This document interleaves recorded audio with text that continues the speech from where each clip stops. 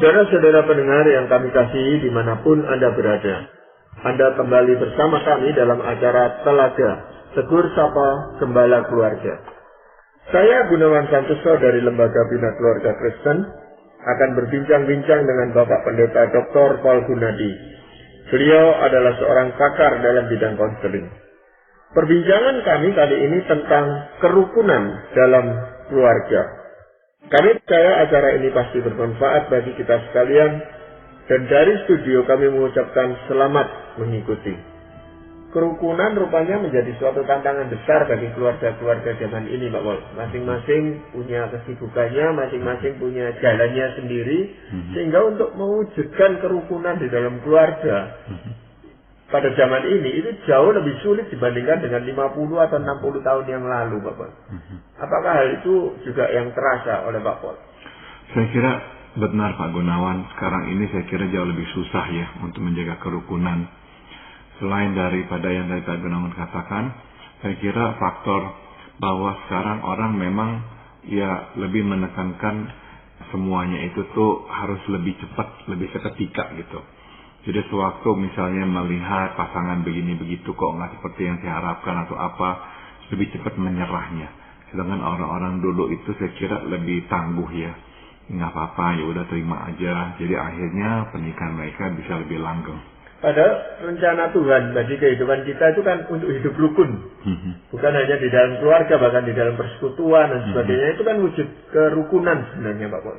Betul. Jadi kalau kita ini nih melihatnya dari kerangka yang lebih besar, kita mesti melihat kerukunan itu tuh berkaitan sekali dengan memuliakan Tuhan. Sebab ya Tuhan meminta kita itu untuk hidup memuliakan Tuhan. Apapun yang kita kerjakan, kita harus kerjakan untuk kemuliaan Tuhan. Nah, pernikahan juga sudah tentu ya untuk memuliakan Tuhan. Dan kita hanya bisa menjadikan pernikahan kita untuk memuliakan Tuhan kalau kita hidup rukun. Nggak mungkin kita bisa memuliakan Tuhan dalam pernikahan kalau kitanya sering ngontok-ngontokan. Jadi ya memang penting sekali untuk menjaga kerukunan ini. Tapi kan kerukunan itu bukan sesuatu yang instan ya, yang kita dapatkan dengan begitu saja gitu. Ini kan ada sesuatu yang harus diusahakan bersama-sama. Kalau hanya 1-2 anggota keluarga yang menghendaki kerukunan tapi yang lain tidak, kan kerukunan itu tidak akan pernah terjadi gitu, Bapak. Betul. Jadi seperti kita bertepuk tangan harus 2 tangan ya, nggak mungkin 1 tangan. Kerukunan juga memang harus dilakukan oleh 2 belah pihak. Kalau satu pihak itu tuh memang akhirnya ya nggak mau rukun, terus aja mau membuat masalah. Nah pihak yang satunya misalnya berkata, oke lah, saya nggak mau dah untuk ladeni dia supaya nggak usah ribut. Nah memang mungkin saja kalau nggak diladeni maka ya nggak ribut seperti apa gitu. Tapi itu bukanlah kerukunan ya. Jadi yang namanya kerukunan bukanlah gencatan senjata. Tapi memang sungguh-sungguh ya masalah itu bisa diselesaikan. Ya mungkin banyak juga orang yang nggak tahu caranya bagaimana mewujudkan kerukunan itu. Nah dalam perbincangan ini Pak Paul, hal-hal apa saja yang penting diperhatikan supaya kerukunan itu menjadi suatu keniscayaan. Oke. Ada beberapa langkah yang kita dapat ambil untuk memelihara kerukunan. Pertama, kita mesti bersedia menanggung kelemahan pasangan. Firman Tuhan di Roma 15 ayat 1 menasihati kita yang kuat wajib menanggung kelemahan orang yang tidak kuat. Dan jangan kita mencari kesenangan kita sendiri. Kita memasuki pernikahan membawa kekuatan dan kelemahan. Agar tercipta kerukunan, kita mesti bersedia menanggung kelemahan masing-masing. Nah, untuk itu dibutuhkan kerelaan untuk berkorban. Pernikahan jadi bukanlah tempat untuk orang yang egois ya. Orang yang egois hanyalah mencari kesenangan pribadinya. Firman Tuhan mengingatkan agar kita tidak mencari kesenangan kita sendiri. Untuk menanggung kelemahan pasangan, kita dituntut untuk melepaskan kesenangan sendiri. Kadang kita harus bukan saja menunda, tetapi juga membatalkan sesuatu yang ingin kita lakukan demi pasangan. Tanpa kesediaan untuk berkorban, mustahil kita akan dapat membangun kerukunan dan memuliakan Tuhan lewat pernikahan kita itu. Kadang-kadang ya orang menikah mengharapkan pasangannya bisa mendukung dia agar dia bisa ya mencapai targetnya atau impiannya. Nah, kadang-kadang ya dia itu melihat kok pasangan nggak seperti yang diharapkan, nggak bisa kok memberikan dukungan sehingga apa yang diharapkan nggak bisa menjadi kenyataan. Nah, memang dalam kasus seperti itu tuh orang bisa frustrasi, bisa marah, tapi nah kalau kita memang udah mengerti bahwa kita mesti menjaga kerukunan dan caranya adalah dengan berkorban, maka kita akan berkata ya udah nggak apa-apa, meskipun pasangan saya nggak bisa mendukung saya nggak bisa mencapai yang saya inginkan sekarang ini, ya nggak apa-apa. Atau ada orang yang sudah dalam kondisi yang baik dalam kehidupannya, karirnya, kemudian pasangannya mengalami sesuatu, mempunyai kelemahan tertentu sehingga akhirnya dia harus memberikan perhatian yang besar kepada pasangannya. Ya juga nggak apa-apa. Sebab kenapa? Nanti Tuhan akan pakai itu justru untuk memuliakan nama Dia. Tapi kalau kita frustrasi, kita berkata, aduh kalau dia nggak begini nih, saya sebetulnya ini bisa lebih hebat lagi, bisa kerjakan ini itu dan sebagainya. Tapi ya kalau kita seperti begitu, biasanya tuh tambah ribut, tambah kita itu penuh dengan ketidakpuasan. Namun kalau kita bisa terima, ya nggak apa-apa, ini dalam rencana Tuhan. Nah nanti Tuhan akan bekerja lewat kelemahan-kelemahan itu. Yang sulit memang pengorbanan itu tadi Pak Bos. Bersedia untuk berkorban ini yang berat gitu. Karena itu kan mengambil sebagian dari apa yang kita miliki. Iya, iya. Tapi ya memang dalam rencana Tuhan kita berkorban seolah kita rugi ya, kita kehilangan sesuatu. Tapi sesungguhnya tuh Tuhan bisa memakainya justru untuk menjadi berkat berlipat ganda bagi orang lain dan juga bagi diri kita. Saya berikan contoh Pak Gunawan tentang pendeta Rick Warren. Kita tahu bahwa beberapa tahun yang lalu putranya itu mati membunuh diri. Nah putranya itu sejak kecil memang sudah mempunyai kecenderungan depresi. Sehingga udah didoakan, dirawat sana sini, bolak-balik depresi lagi. Nah gara-gara kematian anaknya itu tuh, nah maka lebih banyak yang kita ketahui tentang kehidupan dan keluarga pendeta Rick Warren. Ternyata istrinya pendeta Rick Warren, namanya Kay, dia itu udah lama mengidap depresi. Dan ternyata bukan hanya dia pengidap depresi, Kay itu istrinya pendeta Rick Warren punya tantenya lah, punya siapanya lah, pokoknya dari sana keluarganya itu tuh ada beberapa orang yang menderita gangguan jiwa. Jadi diketahui bahwa sebetulnya sejak awal pernikahannya istrinya itu sudah mengidap depresi bolak-balik. Jadi waktu saya membaca itu saya membayangkan pendeta Rick Warren sejak awal menikah harus berhadapan dengan kelemahan istrinya yang mengalami depresi bolak-balik. Anaknya yang pertama nggak apa-apa sehat, tapi anaknya yang kedua sejak kecil juga udah membawa kecenderungan depresi, bolak-balik ke dokter dan sebagainya, depresi terus dan akhirnya membunuh diri. Nah, tapi pendeta Rick Warren adalah gembala sidang sebuah gereja yang besar namanya Saddleback. Ternyata Pak Gunawan, saya baru jadinya tahu selama dia bekerja sebagai pelayan Tuhan sebagai gembala sidang dan Tuhan berkati pelayanannya, pada saat yang sama itu istrinya itu bolak-balik depresi. Dan anaknya yang kedua itu bolak-balik depresi. Secara manusia kita berpikirkan kelemahan istrinya dan kelemahan anaknya itu akan menghambat peranannya pendeta Rick Warren. Ya mungkin aja kalau anak istrinya nggak depresi, dia akan bisa pergi lebih banyak, khotbah lebih sering dan sebagainya. Mungkin aja. Tapi kita lihat Tuhan memberkati pelayanan beliau dan gereja yang beliau layani secara luar biasa. Justru pada saat istrinya dan anaknya mengalami kelemahan-kelemahan seperti itu.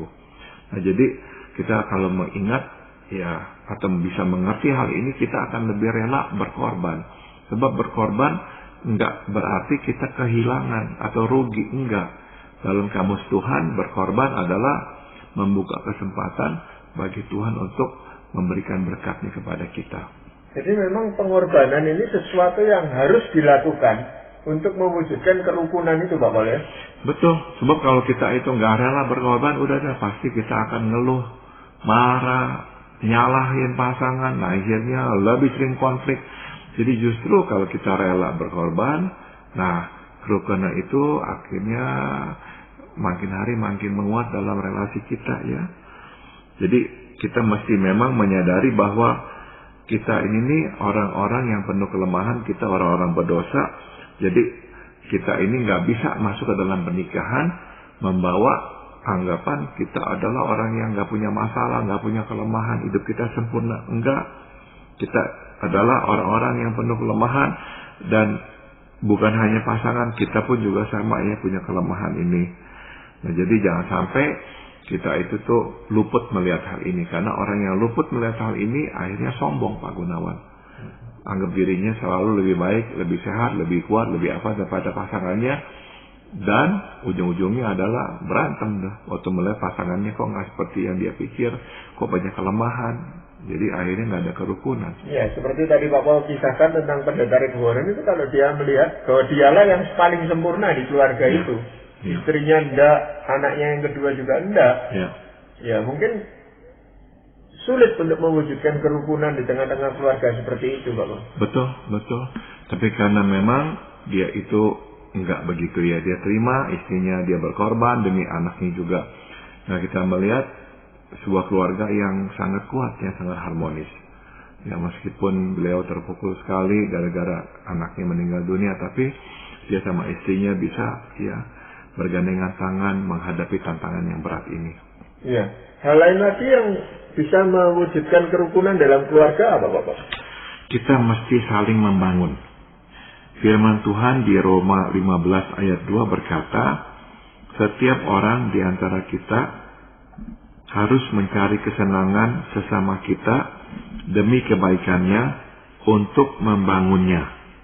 Jadi bukan saja kita harus bersedia menanggung kelemahan pasangan, kita pun mesti membangunnya. Singkat kata, kita bertanggung jawab untuk membangun pasangan supaya dia bertumbuh menjadi seorang pribadi yang lebih baik dan lebih sehat. Nah, pernikahan yang rukun dan sehat menciptakan pribadi yang sehat. Sedang pribadi yang sehat menciptakan pernikahan yang rukun dan sehat. Nah, agar tercipta pribadi yang sehat dibutuhkan pertolongan.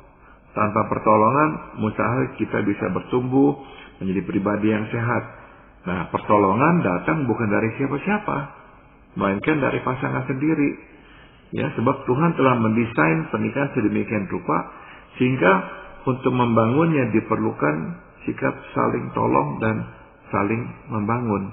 Nah, seringkali gini Pak Gunawan, kita sadar pasangan kita punya kelemahan, tapi kita berpikir, ya udah kamu bereskan kelemahan kamu.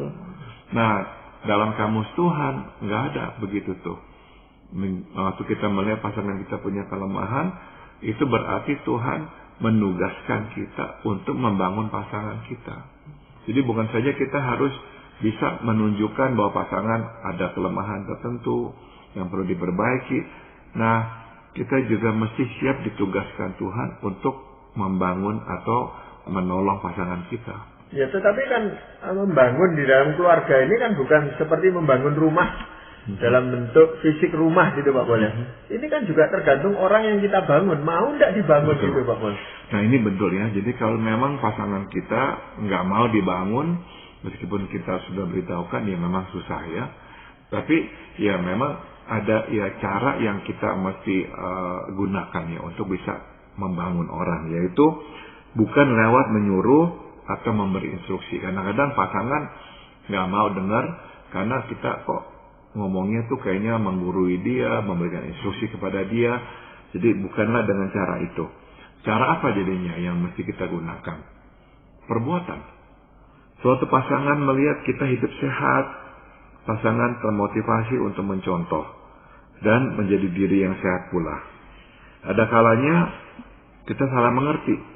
Kita terus menasihatinya untuk berubah atau bertumbuh. Pada kenyataannya pasangan kok tetap tidak berubah. Malah tidak jarang dia berbuat kebalikannya. Karena tidak suka disuruh-suruh berubah oleh kita. Sebagai contoh ada ya. apabila pasangan melihat kita meminta maaf tanpa ragu, ia pun akan belajar untuk meminta maaf. Sebab tidak bisa tidak, dia harus mengakui bahwa sikap berani meminta maaf adalah sebuah karakteristik yang mulia. Mungkin pada awalnya dia mengeraskan hati untuk tidak meminta maaf, namun di dalam hati dia pasti mengakui bahwa memohon maaf adalah suatu sikap yang mulia yang belum ada pada dirinya. Nah, jadi waktu kita menunjukkan lewat perbuatan, pasangan akan melihat bahwa iya ya, kok dia kok memang baik ya, kok dia kok orangnya kok berjiwa besar ya, kok dia kok rendah hati ya, bisa minta maaf dan sebagainya. Nah, lama-kelamaan dia akan menyadari, ya saya kok nggak begitu ya, saya juga mau belajar begitu ah. Nah, lewat perbuatan lah akhirnya orang dimotivasi untuk berubah, bukan lewat instruksi atau teguran-teguran. Iya, seringkali kita kan tidak sabar untuk melakukan hal itu gitu Bapak. Dan itu justru tidak memberikan contoh yang baik untuk bisa membantu dia berubah, tapi malah tambah jauh lagi dari kita. Betul. Jadi waktu orang diberikan teguran, dikasih tahu ya bahwa kamu perlu berubah dalam hal ini atau dalam hal itu. Nah, dia memang perlu lihat bahwa kita itu mengatakannya dengan kasih. Waktu dia melihat kita mengatakannya dengan penuh ketidaksabaran, ya dia lebih susah untuk bisa menerima masukan kita itu. Ya, Bapak, di dalam hal membangun ini Pak Pol ya, bagaimana kita mempraktekannya untuk anak-anak gitu Bapak, yang ada di keluarga kita. Kan keluarga itu bukan cuma suami istri gitu Pak. Anak-anak kan juga seringkali menjadi masalah sehingga menimbulkan ketidakrukunan di dalam keluarga itu Bapak. Nah, kita mau supaya anak-anak ini juga mengambil bagian untuk menciptakan kerukunan di dalam rumah tangga. Jadi memang ada kemiripannya dengan bagaimana kita memperlakukan pasangan kita, Pak Gunawan. Misalkan dalam hal kelemahan, nggak bisa enggak kita sebagai orang tua tuh akan melihat kelemahan anak-anak kita. Misalnya nih ya, kita ini nih ya kebetulan ya dalam anugerah Tuhan kuat dalam bidang sains misalnya. Anak kita, aduh ilah, sekolahnya susah sekali. Susah bidang sains. Nah, kita misalnya kebetulan karena ya menghargai bidang kita, kuat dalam bidang sains, maka kita cenderung tuh menghormati orang yang misalnya ya kuat dalam bidang sains. Nah, anak-anak kita kebalikannya, enggak. Anak kita itu lemah dalam bidang sains. Nah, apakah kita bersedia nggak untuk mengayomi, menerima anak kita apa adanya? Nah, kalau kita berkata nggak bisa terima, ya kita ribut terus sama anak kita. Tegur dia terus, marahin dia, kenapa nggak bisa, kenapa kok nggak belajar lebih keras lagi, dan sebagainya. Padahal anak kita udah berusaha sekeras mungkin. Jadi, apakah kita menerima kelemahan anak kita, itu juga akan bisa mempengaruhi kerukunan dalam keluarga kita. Kalau kita terus menuntut dia harus bisa begini, bisa begitu, padahal dia memang nggak mampu begitu, ya ini tambah sering kita ini bertengkar. Ya. Dan mungkin perlu diperagakan di depan anak-anak ini bagaimana suami istri ini memang kompak, gitu, memang rukun Mbak boleh. Ya. Kalau masing-masing memihak, misalnya yang satu ayahnya senang pada anak yang pertama, ibunya kedua, itu pun sulit untuk menciptakan kerukunan di tengah-tengah keluarga itu Pak. Ya, dan itu sering terjadi Pak Gunawan ya. Jadi ada anak favorit si bapak, ada anak favorit si mama. Nah, akhirnya rumah tangganya terbelah. Dan kita melihat itu dalam kasus Esau dan Yakub ya. Karena ayah mereka Ishak dan ibunya Ribka memang rupanya nggak terlalu rukun, sehingga keluarga itu terbelah. Jadi memang makin besar suatu keluarga itu memang makin sulit juga mewujudkan kerukunannya sebenarnya Pak boleh. Betul, karena memang akan lebih banyak persoalan yang muncul ya, makin banyak anak atau makin banyak orang dalam rumah. Iya. Apakah masih ada hal lain yang bisa kita kerjakan Pak? Yang ketiga adalah terimalah satu sama lain. Firman Tuhan di Roma 15 ayat 7 berkata, sebab itu terimalah satu akan yang lain. Sama seperti Kristus juga telah menerima kita untuk kemuliaan Allah. Untuk dapat menerima pasangan apa adanya, terlebih dahulu kita mesti melihatnya apa adanya. Nah, kadang kita luput melihat pasangan secara tepat karena pandangan kita telah tertutup oleh kabut perasaan pribadi. Mungkin ya kita jengkel sehingga apapun yang kita lihat semua menjadi negatif. Atau sebaliknya, kita terlalu mengaguminya sehingga apapun yang diperbuatnya semua menjadi baik dan benar. Padahal belum tentu demikian. Nah, jadi terimalah pasangan apa adanya dan terimalah kenyataan bahwa mungkin dia tidak akan berubah menjadi diri yang kita dambakan 100%. Kita pun perlu melihat kelemahan-kelemahannya. Tuhan menerima diri kita apa adanya dulu sebelum Ia mendorong kita untuk bertumbuh dan berubah. Nah, kita pun harus mempraktikkan prinsip yang sama. Terimalah dulu, baru dorong dia untuk bertumbuh. Itu berarti kalaupun dia tidak berubah, kita akan tetap menerimanya sebab penerimaan kita tidak bergantung pada perubahannya. Nah, jadi ini yang perlu dan lebih sering kita praktekkan dalam keluarga Pak Gunawan. Terimalah dulu, kemudian barulah dorong untuk dia itu bertumbuh atau berubah. Nah, seringkali kita kan memang kebalik. Kita udah nuntut dia harus begini, harus begitu, harus begini, harus begitu. Nah, dengan harapan dia berubah. Nah, baru kita bisa menerima dia. Nah, pasangan akan berkata, ya kalau begitu kamu memang hanya menerima saya kalau saya menjadi seperti yang kamu inginkan. Kamu memang gak sungguh-sungguh menerima dan mengasihi saya apa adanya. Iya, ini yang saya agak kurang jelas Pak Paul ya. Kan di satu sisi tadi kita bicarakan bahwa kita harus membangun pasangan kita, atau anak-anak kita bahkan. Tetapi yang ini Pak Paul katakan kita terima saja apa adanya. Artinya kalau dia penuh kelemahan ya kita terima saja apa kelemahannya. Lalu bangunnya itu kapan gitu loh Bapak? Jadi bangunnya adalah setelah kita menerima Pak Gunawan. Jadi pasangan itu mesti tahu dia diterima apa adanya dulu. Seolah-olah kita itu berkata kepada dia, kalaupun kamu nggak menjadi seperti yang saya harapkan, ya nggak apa-apa. Saya tetap mengasihi kamu. Jadi apakah kasih kita itu tuh kasih yang sangat kondisional? Kita hanya akan mengasihi dia kalau dia berubah dan menjadi seperti yang kita harapkan. Nah, jadi bangun harus berikan masukan-masukan yang membangun juga harus. Tapi kita lakukan itu bukanlah sebagai syarat kasih kita kepada dia, melainkan kita itu ya hanya ingin membangunnya supaya dia makin hari juga bisa makin lebih baik. Tapi kita harus terlebih dahulu tunjukkan bahwa kita telah mengasihi dia dan menerima dirinya apa adanya, sehingga dia tahu dia dikasih bukan karena dia itu tuh berhasil ya memenuhi syarat yang kita terapkan buat dia. Iya, dan itu menghindarkan kita dari kesombongan itu Pak Paul ya. Karena kalau enggak, seolah-olah dia berubah itu karena kita gitu. Padahal sebenarnya enggak seperti itu gitu kan Pak.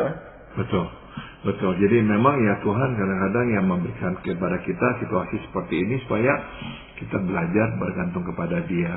Bahwa ini bukanlah dalam kuasa kita untuk mengubah orang, tapi dalam kuasa Tuhan. Tapi memang ada beberapa orang itu yang sulit sekali untuk berubah gitu Pak Paul. Dan ini membutuhkan kesabaran yang ekstra lagi buat kita. Betul, ya memang kita nggak bisa menyamaratakan semua. Ada yang lebih cepat, ada yang lebih lama untuk berubah, itu betul. Tetapi harapan bahwa pasangan kita itu pasti bisa berubah itu harus ada di dalam diri kita gitu kan. Iya, kita akan ya terus berusaha, kita nggak sampai menyerah. Namun di pihak lain kita juga mesti mengakui bahwa ya ada kalanya kita juga harus berkata ya udahlah, lebih baik ya udah kita jangan lagi persoalkan daripada kita terus persoalkan dan akhirnya menjadi masalah. Ya udah mendingan kita nggak lagi persoalkan, kita lebih fokuskan pada hal-hal lain pada dirinya yang memang ya baik sekali. Ya udah kita pokoknya dasari pernikahan kita atas hal-hal yang positif itu.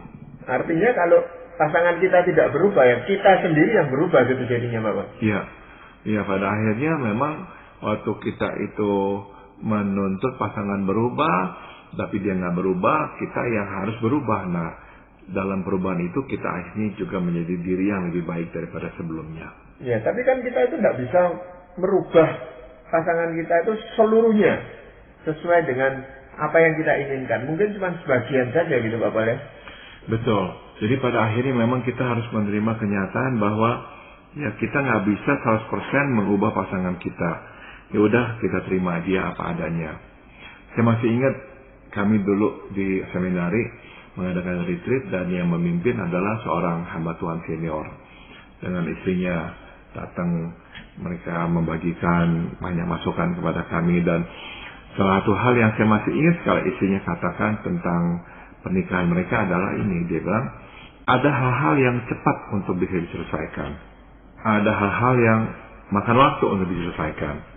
Dan ada hal-hal yang tidak bisa diselesaikan dalam pernikahan.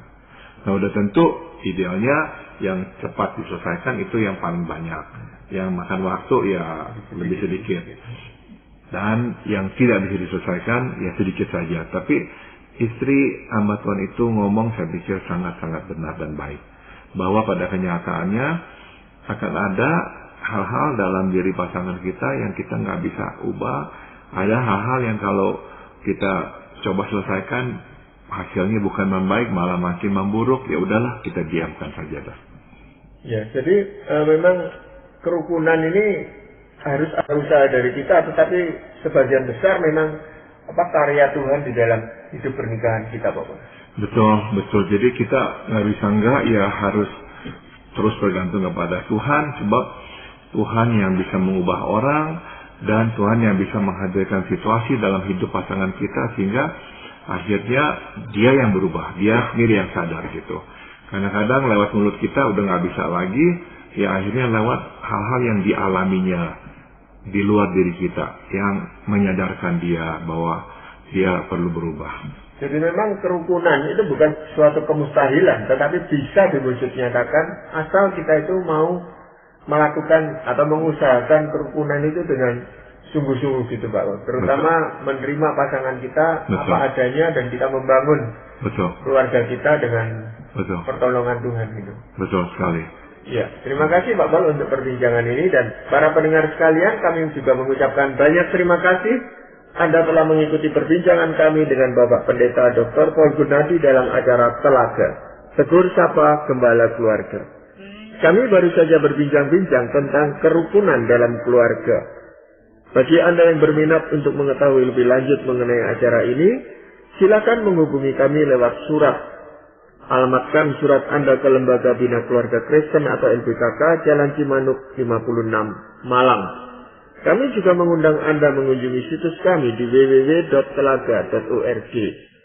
Saran-saran, pertanyaan, serta tanggapan Anda sangat kami nantikan. Akhirnya dari studio kami mengucapkan terima kasih atas perhatian Anda, dan sampai jumpa pada acara Telaga yang akan